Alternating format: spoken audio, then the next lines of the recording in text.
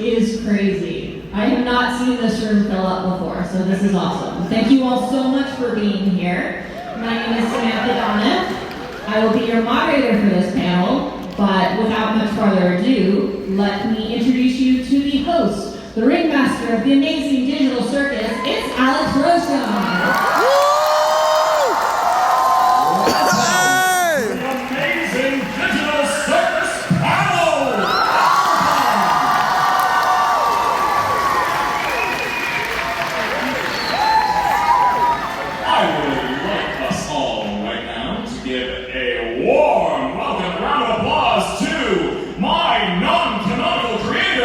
Gooseworx!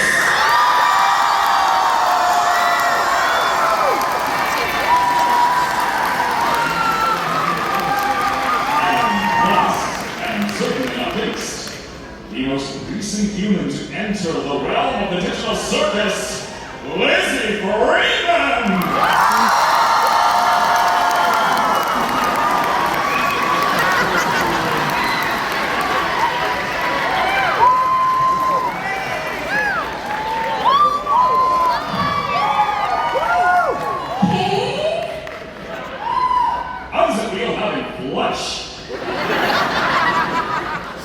I have 5 fingers. I have skin! You have a face. Oh my god, I do. Human beings are disgusting. Yeah. Okay, so for all of you, if you haven't been to a MomoCon panel before, the way this works is we're going to have 30 minutes of moderator questions. That's me. Then we're going to have 30 minutes of... I do not know where she is right now. In the back. Okay. She's going to pre-screen all of her questions. That means nothing weird, no marriage proposals, no can I get a hug, no can I try to poison you, nothing like that, okay? That was my question. And please keep it brief. We don't need your entire life story. I love you very much, but, kind of split it on this one. Okay, how does it feel to know that the project you are working on currently has 300 million views on YouTube?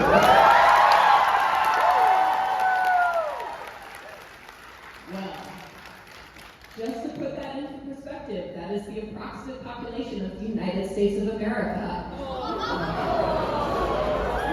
It's a little more than I was expecting.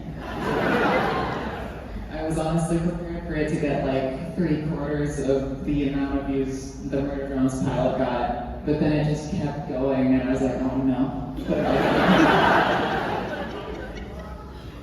I'm curious how it is for Alex, because this is like your first rodeo. The past 7 months or so have been inexplicable. Just to give some perspective, it premiered October 13th last year.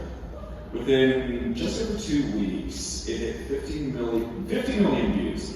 The same day, me and my partner went on a trip to California. The day after that, I met Lizzie in flesh. And the day after that, I proposed to my fiance. And now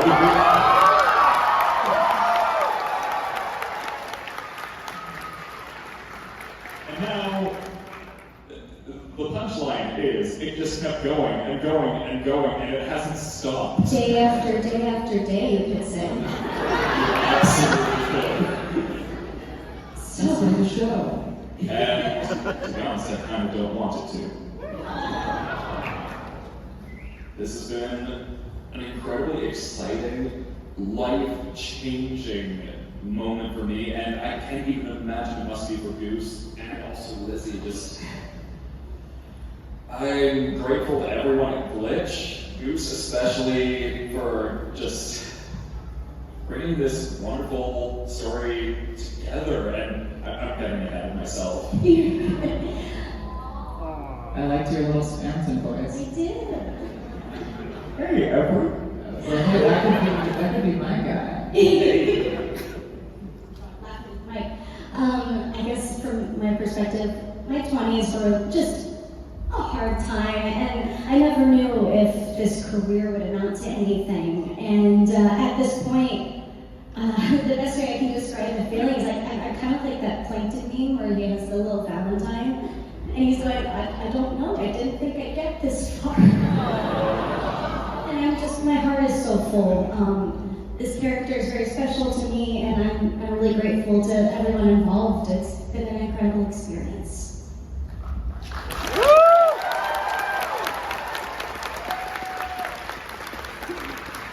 Why do you think it blew up that much?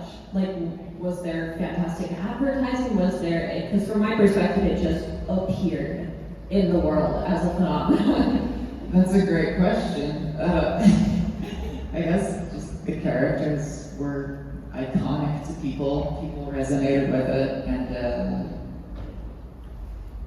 it was just easy for people to find because it's free on YouTube.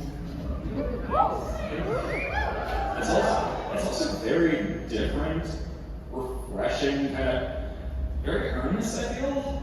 Like, you've never seen characters like this. It's colorful, but also got a lot of existential horror in it. It's independent, and it's basically everything Goose just said, but like, yeah. Hey, sorry. I was just gonna say, it's a lot of that. The biggest one being, it's just good. It's funny. Like, Woo! I don't know about that. in the script the first time with Goose directing me, I was like, oh my god, this is gonna be amazing. Like, the laugh I had, just the moment I read the line. The way you enunciate that so perfectly, I don't understand. It's It's like you tried. Yeah, it's up to you. Okay, so starting from the beginning, where did the idea for the circus come from? It came to me when Glitch Productions came to me, and they said, hey, pitch us a show, and I was like,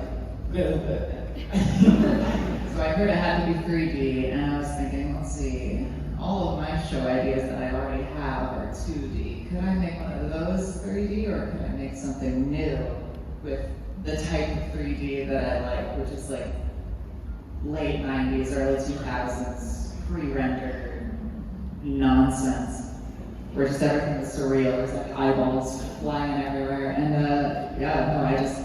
I thought of the title, The Amazing Digital Circus, before I thought of anything else, which is not usually how you're supposed to do things. But I was like, there's something to this title. There's something here, and then I just doodled on my canvas until I came up with characters that I like, and then I thought about their stories and arcs and how it could work out and all the themes I could incorporate, and it was just like, all right, we got a show.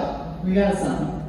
So did you prepare the whole pitch Bible after you sort of got the music? Yeah. Wow. My mind is constantly buzzing, so it's something I like doing. I heard that Glitch Productions also got 2 other pitches for other shows. Is there anything you can tell us about those? No. Okay.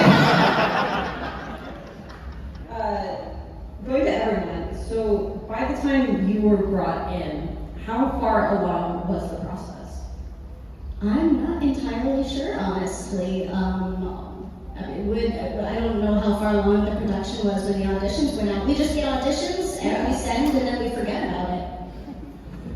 The most I remember was on the call sheet, there was plenty of concept art for the characters, their original rough designs. I think really the biggest difference was Kane's guns were different color and Kaner had like a scepter. But that... We found out he didn't need it. Yeah.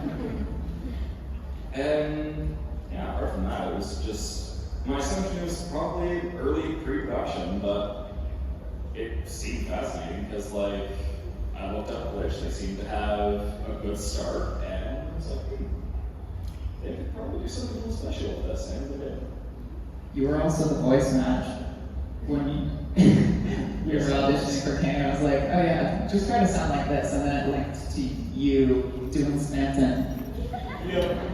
And it was like, some of the most anxiety-inducing weeks of my life were just like, oh my god, did I fail the audition where I'm the voice match? And it's like, oh hey, did somebody do me better than me? Alex, that's happened to me before. I'm so sorry. I was the voice match and they didn't cast me, so good on you.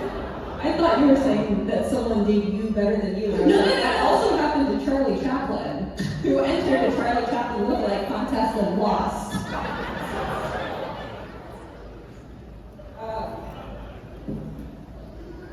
So, how many episodes have you recorded so far? Can you say? I think I can say. We have 5 completely recorded so far. 6.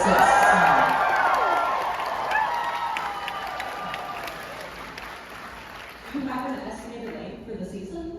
Or will there be 9 episodes. 9 episodes. It was originally 8, but then there was one that was like too much needed to happen in it. I was like, can we split this one into 2? And they were like, yes, because they want more of the show because it's their best performing thing ever. And I was like, everybody wins.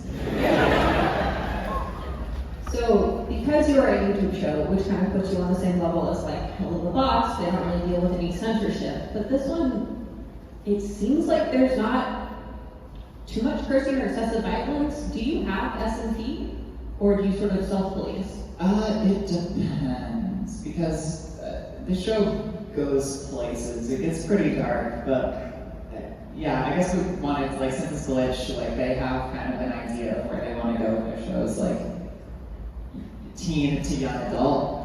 So it's also just like, we don't really want YouTube being like, whoa, is that the F word? Get out of here. No money for you. So are you actually, are you in danger of being demonetized? Or? I don't think so. Okay, I was gonna say. Well, just, you never know with YouTube. Yeah. Right now, it doesn't seem like the kind of content that would be demonetizable. Yeah.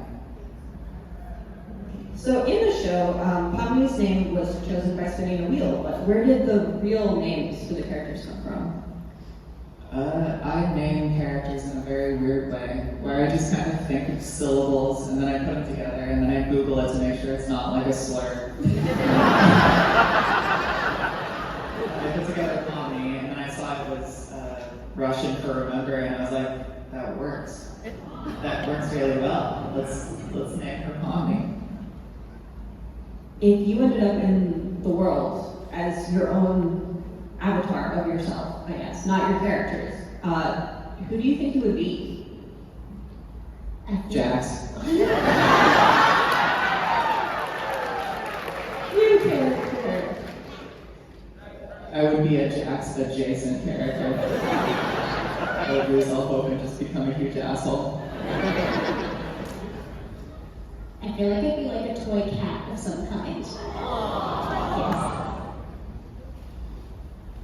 I don't know, could I be like a bionicle or something? I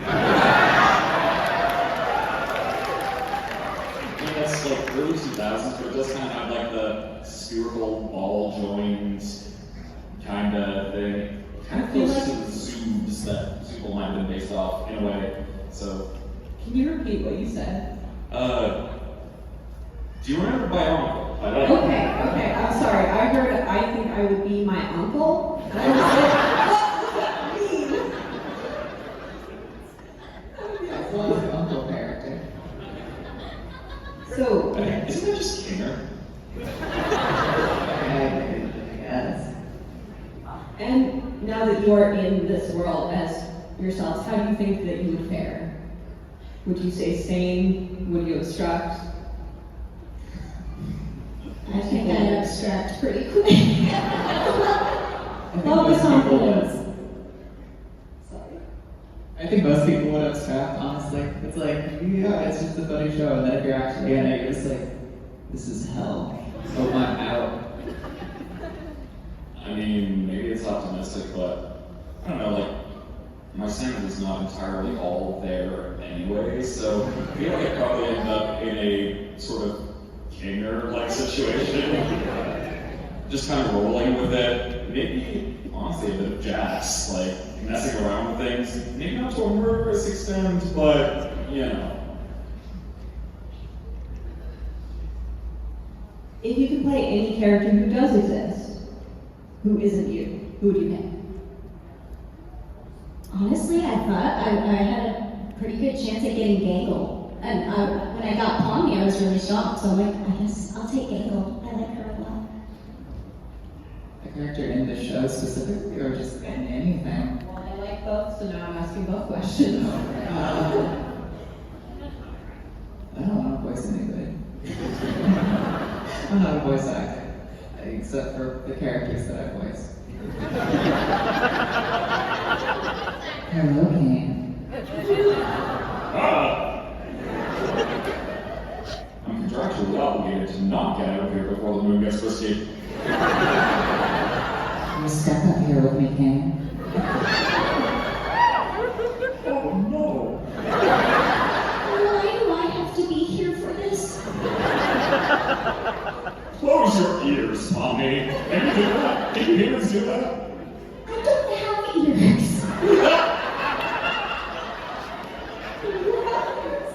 Also, Kinger. But Sean's kind of too amazing at that. Can you do an impression of your chosen character? Yes. They broke my comedy vest.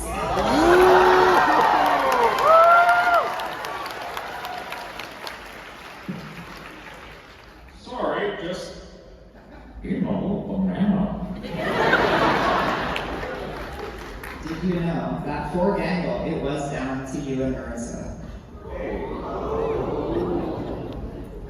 I did not know that.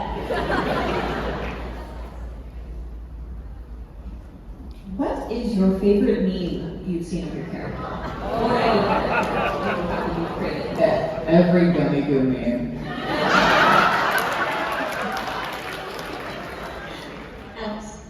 Kate! Are we robbing a bank? Nonsense! We're adventuring again! Tommy, keep up.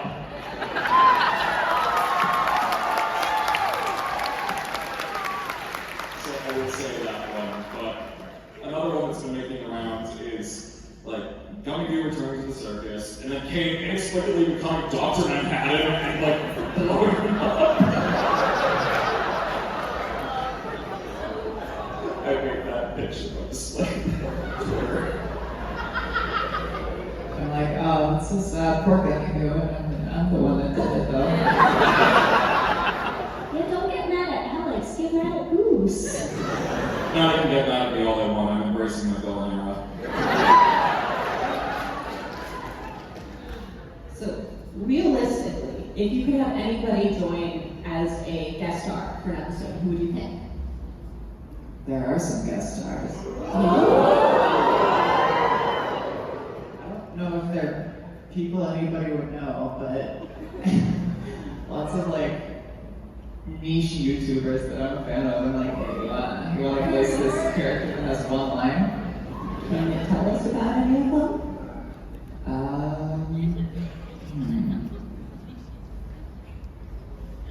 I don't know if I want to spoil it because You don't have there's to. a really funny joke that is in episode 5, and I think I just want people to witness it when it happens. Episode 5, be prepared. And that is recorded already, you said. Mm-hmm. Hell yeah. So, as a backup, if you could unrealistically pick anybody to guest star, living, dead, past, present, future, who would you pick? David Lynch. I would say, like, no matter my own answer, I would have said, Goose, make a wish to whatever evil deity you can, and somehow get David Lynch on the line. If I could get David Lynch to voice just like a character that says one word, I would be like, I would die. I'd perish. Great. Perish. I can't do David Lynch. You know who I wish we could get? Robin Williams.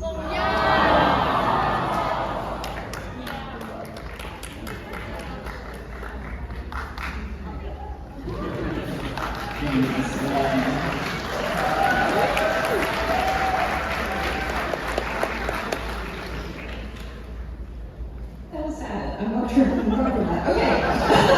What is a typical day in the recording booth like for you then? Do you have any funny stories? A typical play in the recording booth. Usually, I'll either record from home. For Circus, I record from home exclusively, but for a lot of other stuff, I'll drive to the studio, the director and an audio engineer will be there. When it's with Goose, we're over a call, and she'll break down each moment in the script with me. And when I'm at home, it's very, I don't have central air in my booth, so it tends to get very warm. So there's a lot of like me opening the door between each take. So I personally, I prefer to go into the studio so I can breathe. But Do you have a hand fan? I have, yeah. The thing is, every fan makes noise that gets picked up on a microphone. I suffer for my art. Routine number 2 is laboriously carry my laptop into my closet, sweat. Push aside the t-shirts in the closet so I can see the computer, sweat. Shout amazingly as Kane, sweat. Walk out of the closet to drink more water, then sweat some more. You open the door and just there's like a pool of liquid at the bottom that just spills everywhere. It causes evil black molds to grow under your floorboards. We've dealt with flooding too many times. Are you guys otherwise a pipe? I also have to that Omni barks up. The black mold. Is that what it is? Okay, I don't like where this is going. That's why I should not even be saying words. Have you ever had any lines in the show that you just could not say?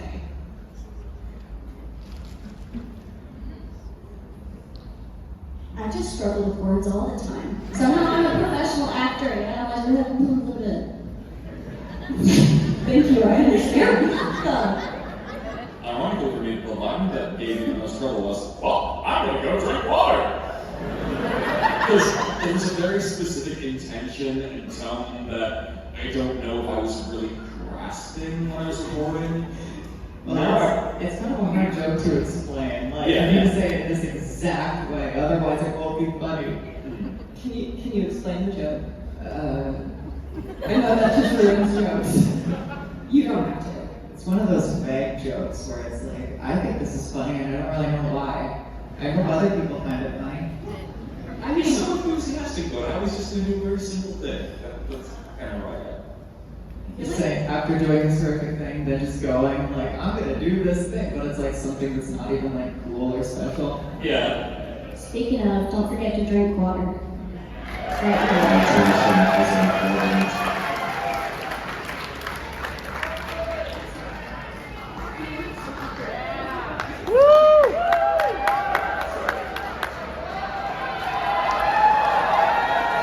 This makes us noise with water. You want me to drink water and you live? Let's get water to 300 million years. Okay, so a lot of YouTube shows come in one language. This one happens to come in 18 languages. Did you have any involvement with that? And also, have you seen any of the other languages? I didn't have any involvement, but I have seen them because I'm like, oh, well, wait, what do they sound like? Are they good? And I don't speak the language, so I'm like, it's probably good. Does anyone speak any foreign languages? Je parle français un petit peu. That's it. Je ne parle pas français. Hablo español un poco. Sí. Yo sí.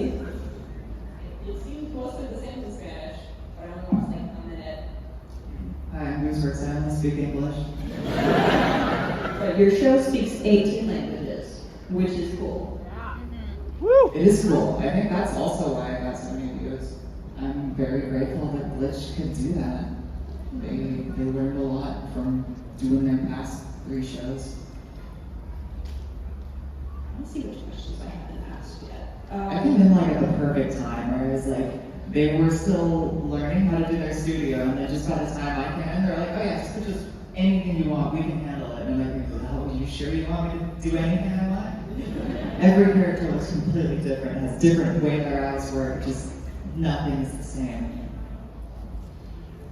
We're gonna ask the questions that I like because I like them. One, have any of you ever done any work for theme parks? I know the answer, Did but- you pick this question on purpose? Okay, I want you to know. So, I was talking about AWA 2 years ago, and we bonded over both doing the, do you want to say? I used to work at entertainment at the Disney theme parks. And I worked costuming. You did costume, yes. Totally different year. Yes, I did. I actually always ask this question. So, this has been asked at like 9 panels so far. This is just the first time I ever was like, I know the answer. But I don't know your answers. I wish. I do know Sean Chiplock worked there for a short time too. He did a turtle talk with Crush for a little bit. I like that. Oh, I love that. Okay, and then my other favorite question to ask is, what is the strangest compliment you've ever received? I need to think about that. If you need inspiration, one time the nurse told me that my veins were juicy. Were they a vampire? I got flirted with me once by saying that I look like Brandon Ruth's Superman. I don't know, it usually has to do with people commenting that I look like a 12-year-old, even though I'm in my 30s. That's nice to hear. Immortality is a curse. I don't know, I can't think of anything right now. I'll probably think of it right when the panel You were ends. so good at drinking water. And you're the best water drinker I've ever met. 10 out of 10. I've made the mistake of not drinking water too many times, so I'm just like, never again. Okay, I think that's all from me. So with that, we're going to open it up to audience questions. Please do not line up directly in front of the mic. Leave a little bit of space for my runner, Amanda, who I still don't know where she is. Needs to be able to... Hold tight. I'm not gonna go on, I'm just deal with the consequences.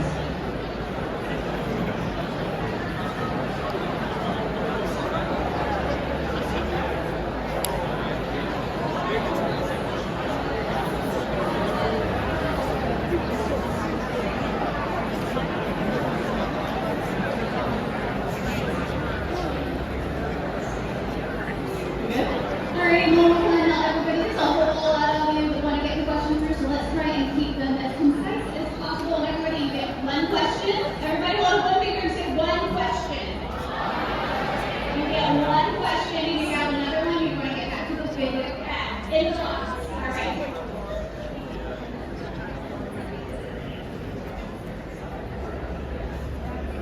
But it's a valid question. I wonder the same thing. So my question is, were there any inspirations behind the character? Sorry, what's the question? Were there any inspirations behind the character? There were tons of inspirations behind the characters. There's this movie called Raggedy Ann and Andy, a musical adventure. It's one of my favorite movies. I don't know if I would say it's good, but it's really weird, and I like weird things. So yeah, there's just a bunch of Raggedy Ann references throughout the entire series. Popey the Performer. That's an inspiration. Basically Jax. I was like, I want a rabbit-eared character that's like a psychopath. Like Bangle, obviously. I put him on his mask. If you guys know that. Well, thank you for making a wonderful series. The characters are just so lovable. Yes, thank you. I was wondering, I have a question for Alex. I was wondering what your favorite line was to say as Kane. Favorite line to say as Kane? I mean, Goose really has given me a difficult time with this one. I mean, I don't know, I'll just say, what do you think of? I also really love, oh, Bubble. You always know how to make me say this exact sentence. parasite because I've just spoken to so many people today and done that line quite a bit. So I'm going to give my throat a little bit of a reprieve because I don't have any water right now.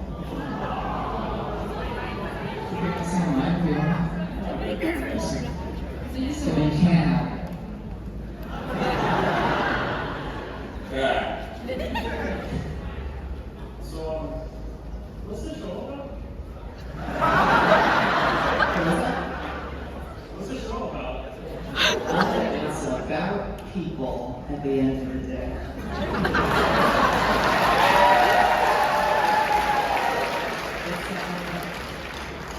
It's just about how people stuck in like a crappy situation deal with it. And that's basically what the show is about. Each episode you're going to learn about a different character and just how they cope with this. Am I allowed to swear?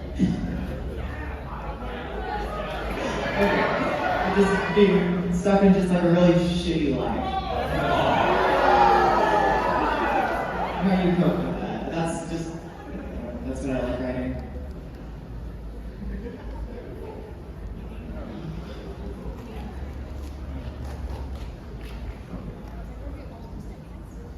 Hello, Lizzie. Hello. What's your favorite line to Tommy? I think my favorite line that I said as Tommy was in episode 2. The whole scene where she's talking to Gummy Goo in general, but if we're gonna go based on comedy, I really like the moment where she says to Rabbit, "I'm not a child, you don't have to hype me up." Oh, and also,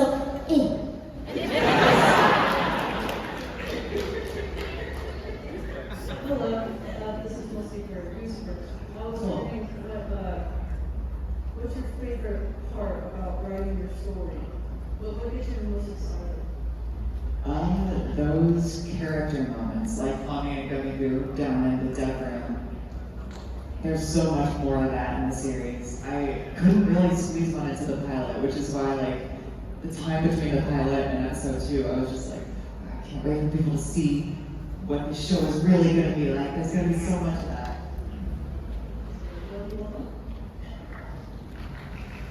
It's skeleton.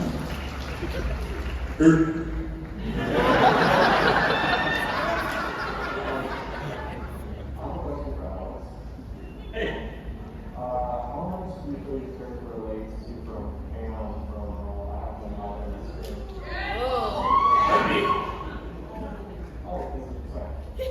So, how much do you feel your character relates to Anne from I Have No Mountain on the Screen? I actually delved deep into I Have No Mountain on the Screen, but basically I understand that Kane doesn't hate people. In fact, he's very curious, I can feel, maybe. He definitely seems like he just likes entertaining people according to what he sees as entertaining. And just hates everyone. And just wants them to suffer deliberately, whereas Kane's like making them suffer accidentally. Your call as to which is worse. Yeah, they're pretty different, other than their AI that control everything.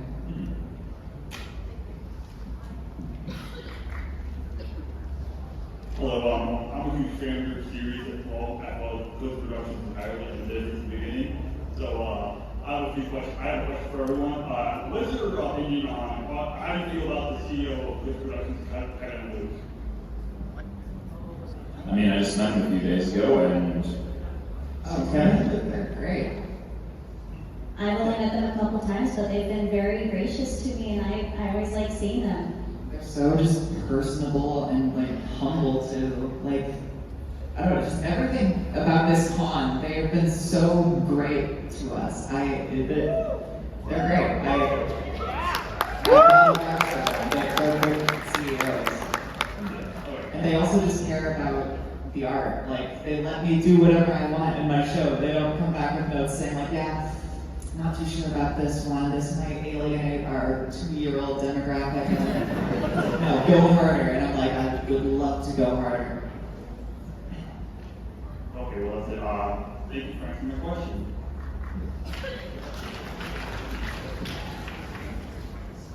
So I wanted to ask, how much influence would you say Amazing Digital Circus has from Golden Age cartoons and animation? Because I've noticed quite a bit of influence.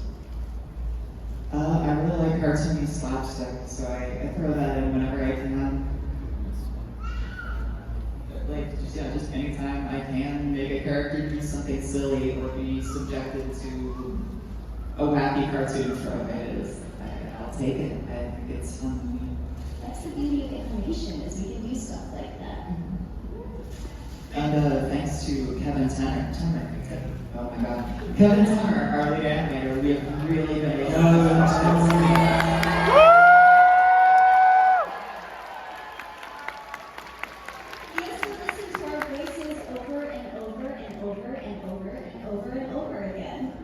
this show would not look how it looks without him. He did so much like legwork in developing just the look of the show. You are so powerful and special to this production. Emmy-nominated animator Kevin Tanner says what?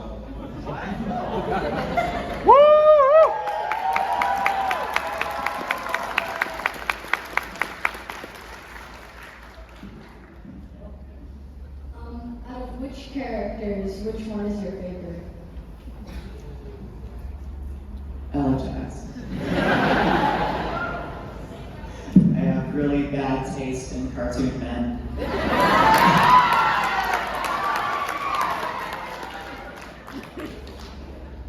Kinner.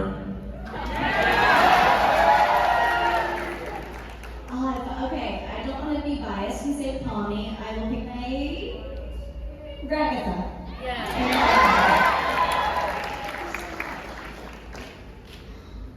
Hello, I don't have any like deep lore questions or anything, but I wanted to ask the three of you, how are you enjoying the con and Atlanta in general?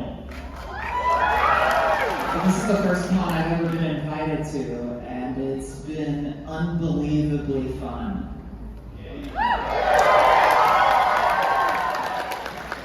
So, this convention is kind of like a double, actually it's many firsts for me. It's the first convention I've ever been to in America. It is the first convention where I've been on both sides of the, I guess, customer-guest kind of dynamic, because 7 years ago I came here like most of you. I was here visiting a few friends, one of whom I can see, multiple of whom I can see in the line, and yeah, like, and then it's also just the first con that I've been guesting at, period. And also your city is amazing and I love it, and this convention is so welcoming. Georgia's so pretty. The trees are different from the ones in Washington. They're like, these are cool looking trees. I love these trees. So, like, I would probably call this con, like, my favorite?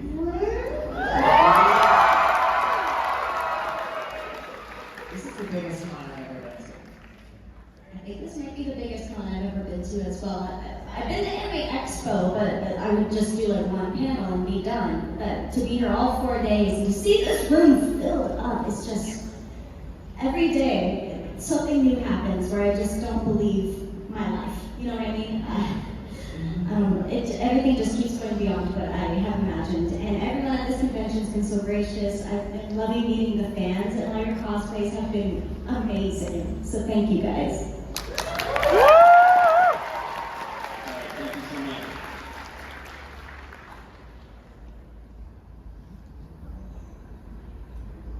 I love cosplay. I love all the costumes.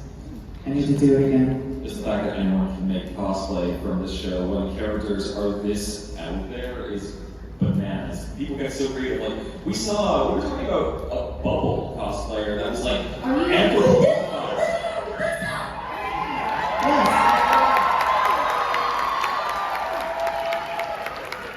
people get so endlessly creative with this stuff. Like, I don't know how you do it. I don't know what wizardry compels you to do it, but keep doing it. Do fun things with it. Create things. Inspire people. You inspire me.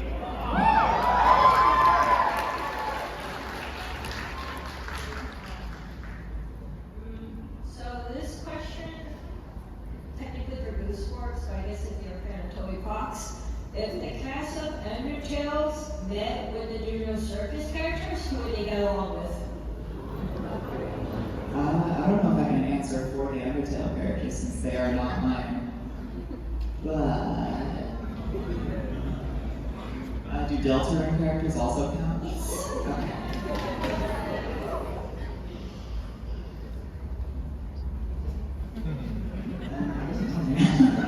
The question is, would Kane and Sven get along? I don't know if there was. So I mean, Kane's too genuine and kind, or nice at least. Sven is just kind of a slime ball. Even though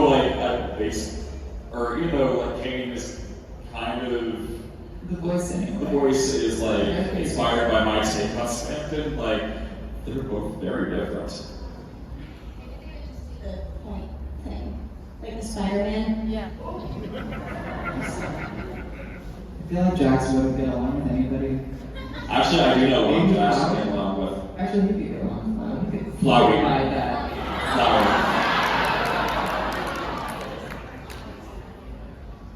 Ragatha and Toriel, maybe? I was gonna say Ragatha and Rousey, but Toriel. I don't know enough about But also Rousey. nice. Rousey's kind of It's just sus. the ones that play Undertale. Undertale? Video game? Kaner might get along with Sans, because I get a feeling that there's more to him that Kaner leads on about, and Sans definitely has more that we don't know about. Just if you've gone down the rabbit hole of Easter eggs in Undertale. Would anyone get along with Papyrus? I forgot about Papyrus. This is one of my favorite characters. What's happening in my brain right now? I would say Gangle. I mean, would Happy Gangle get along with Papyrus? Well, it's possible. You said the thing. Thank you. Actually, no, Kane and Papyrus. Yeah. That's downward. They're both like very naive and like mentally very young. Very evergreen. Zubul and Undyne. Oh yeah. Perfect. Thank y'all for being here. Welcome to Atlanta. I would love it here. My question for you, for the actors. When it comes to voiceover, what would you say are some don'ts of voiceover acting? I'd say the biggest misconception, as opposed to a don't, is focusing too much on making an interesting voice as opposed to focusing on where your character's coming from, who they are, and where they are in that moment. Because I think at the end of the day, acting really should be called reacting. Because in every situation, there's something triggering you or causing you to say the thing you're saying, and there's always a reason for it. And a lot of people forget to think about that. And they're just like, let me put on the craziest voice I can do, and it has no soul behind it. So just really work on your acting, love the craft, and get involved with theater, improv, and all that stuff, and that'll go a long way. As the voice of Bubble, I agree. It's so easy to fall into the trap of just like thinking, oh hey, like look, this cool character I can play, and it's like too much about like making a unique voice or even having many unique voices when really it's just kind of about yourself channeling the parts of you that you're aware of, maybe some that you're not aware of, that you're perhaps even a bit ashamed of even, and building something real from there. Like, I mean, Kane borders upon like being like kind of like, wow, wacky character, but he feels kind of real to me because I am kind of naturally very exuberant. And at the same time, there are some deeper elements that we'll get into that like I genuinely empathize deeply with. I hope you guys are ready for that. Yes, voice acting is acting at the end of the day, so anything that can make you a better actor, that should be prioritized over, I don't know, maybe how many wacky voices you can do yet. Thank y'all. Thank you. Awesome. Thank you guys so much for being here. I think I speak for everybody in this room when I say the music in the show is phenomenal. So my question is, honestly, for Gooseworx, but anybody can answer. Do you have any direct musical inspirations, or do you write for the scene, or do you write the song and then put it in the scene? It really depends on the scene. To answer your second question. Because yes, a lot of the music is written after the animation, but there are these like certain very music-driven moments that I'll usually, like, when I'm writing it, I'll be like, it would be cool if the music sounded like this, and then I'll write like a rough draft of the song, and then I'll put that in there, and then the storyboards will work to that. So yeah, it depends. Like obviously the ending of the pilot when it's doing the mommy space, the music was written first for that. The music was also written first for the part where Tommy and Gummy Goo are flying out of the dev room. I love that song. There's lots of moments like that. There's a musical moment in every episode, and I really like that. As far as my inspirations, there's a ton. I listened to film soundtracks in high school instead of normal music. And video game soundtracks. Yes, video game music obviously is a big part of my inspiration. A lot of anime music. Shortest episode, I've been obsessed with him lately. He does the music for Evangelion and a bunch of other things. Awesome. Thank you all so much. This is my first panel.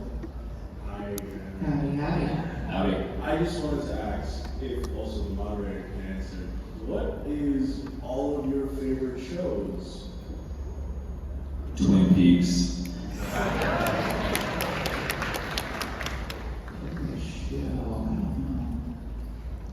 Maybe Cowboy Bebop? Evangelion's also out there. It's a bigger inspiration than I'm sure many of you want to hear. I don't know if I have a singular favorite show, but I'm a 90s cartoon junkie. Like the old Cartoon Network shows, first few seasons of SpongeBob. I watched that every day. We're given permission to answer a question. Donnie's a breed. Sorry, that's right. Nana, the anime. I'm so sorry for making a Harry Potter reference. Hello. This is from my friend Josie, couldn't be here today, but the question is, do you plan on making this universe into like video games or movies or anything like that?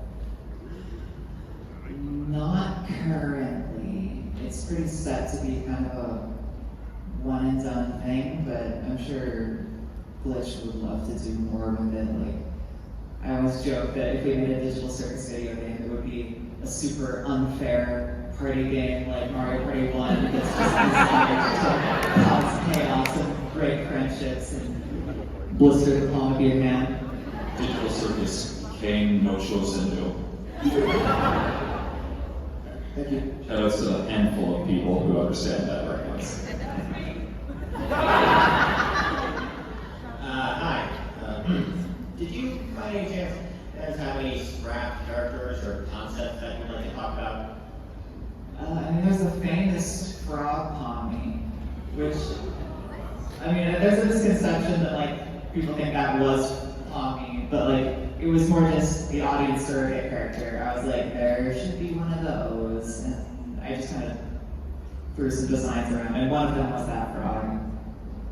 And then I drew the little jester, and I was like, hey, wait a second, I like this jester.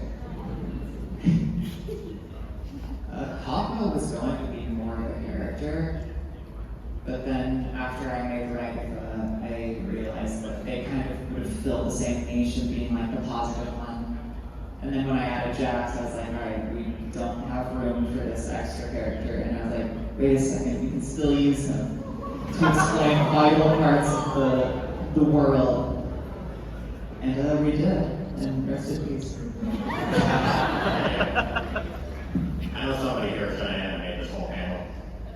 Not sure who, but I know it's going to be at least one person. Or at the very least, a few sound bites of it. Hello. Hi. Hey. Hey. This is actually for both Lizzie and Alex. Permitted with the Gooseworx permitted. Is there anything you'd like to potentially explore with your characters in upcoming episodes, whether recorded or otherwise? I would love to see Polly become free. Free her! I don't know what's gonna happen though. I don't know. Can you restate your question one more time? I was just saying, is there anything you want to potentially explore with the character, in upcoming episodes? I want to see Jax get his comeuppance. Yes.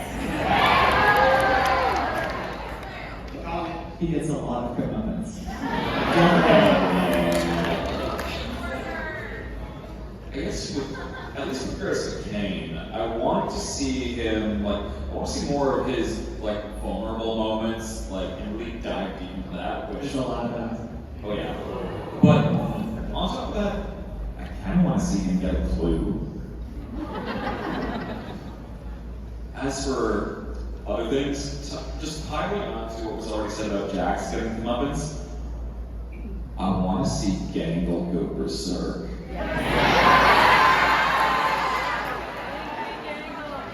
Gangle definitely goes something. Stay tuned for episode 4.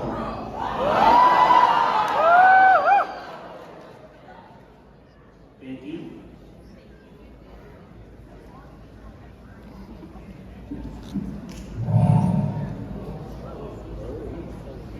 Okay, so hello, my name is Avery. My favorite character, Raxa, is like for all of you. I'm not very familiar, but there's a cartoon called Activity Train that actually has a similar premise. About the people who go on a different train where anything can happen and everything controlled by a robot named One. And it kind of gives you a feel like redemption and people growing from the train and all the craziness. And so I'm wondering, were you familiar with it? All I know is that Warner Brothers can bite me.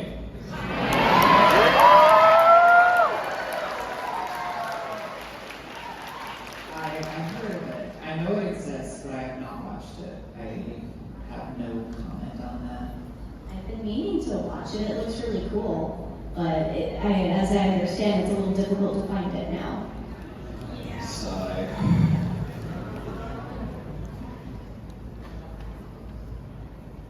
Okay, thank you. From here on out, since we only have 5 minutes left, we're gonna go speed round. Okay, so quick questions. If the characters were in another show, how would they react or behave in it? And what? If they were in any other show, how would they react or behave in it? Probably very differently. At least in the case of Kane, I feel like he'd probably not fit in at all, and probably be mercilessly ostracized. I'm gonna throw Mommy into a magical girl anime.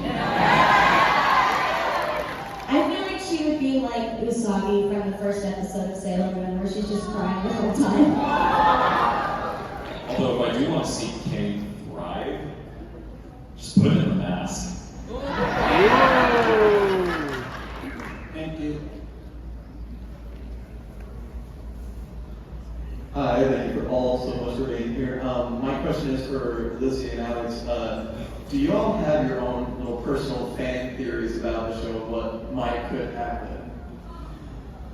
Yeah, none I hold really too strongly because I kind of just want to go with the flow. I'm not really much of a theory person because at the end of the day, if I hold too strongly to something, I end up getting disappointed. Game of Thrones. I definitely do have theories, but I kind of agree with Alex. I want you guys to discover it. I don't want you to take what I say and think that it's fact or run with it. So I just want to see how it plays out. I will say everything's planned out and it's set in stone. So even if people predict it, I'm not changing it. We're not going to Game of Thrones this. We're going to stick to the original.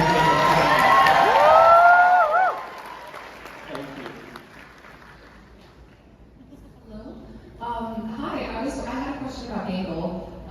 So I noticed that, like, especially on the plushie and her mask in general, she has the happy mask obviously with that brace, but the sad mask stays on. Is the happy mask like an addition that she got after she entered the circus, or did she come in with a happy mask and then it broke for the first time? And it's like, oh god, I'm gonna be like this forever. I should probably know this. What her sad mask breaks? The thing is, she would have to be a different person for the sad mask to break, because whatever mask is more delicate. That makes more sense. See, it's like, is she sad because her happy mask always breaks? Or does her happy mask always break because she's sad? Thank you so much. Good answer. I have a question for Bruce specifically. How do you find the right people who will try to support spam the fun and also accomplish your project and not really ruin it or like steal from it? That would be a glitch question. They've got systems ensuring they hire the right people, and I have full faith in them. They have not steered me wrong yet. Thank you.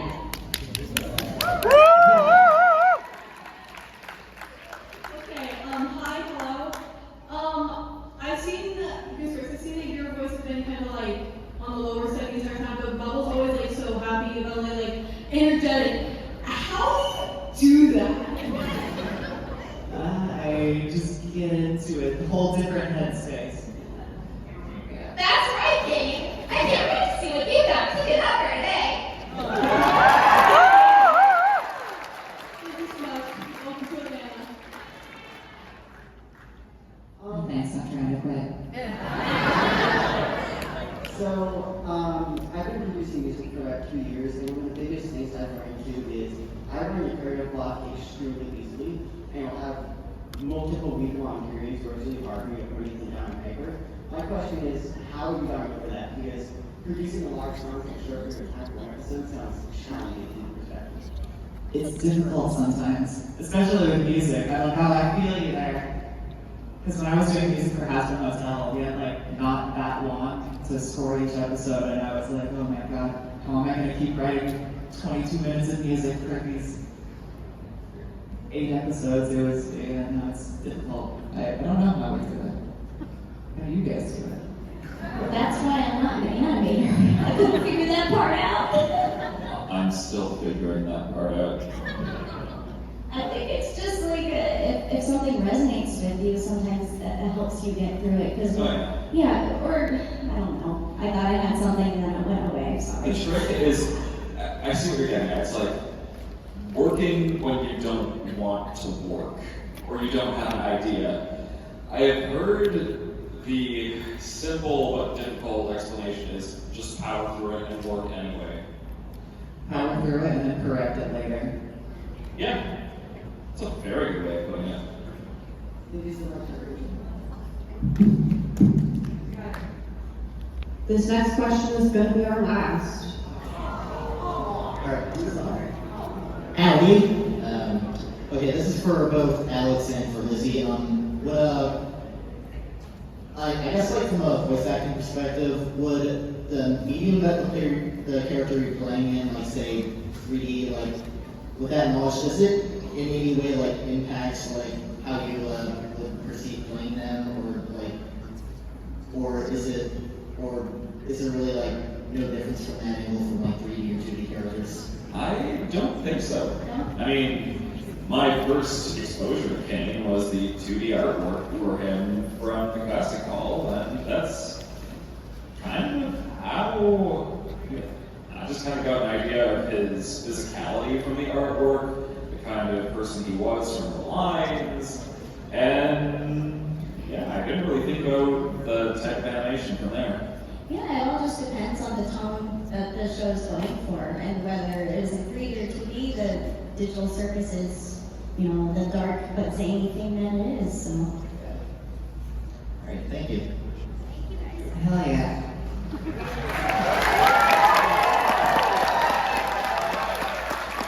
You all have been so great. I cannot believe this many people showed up to our panel today. And with that, thank you all for coming!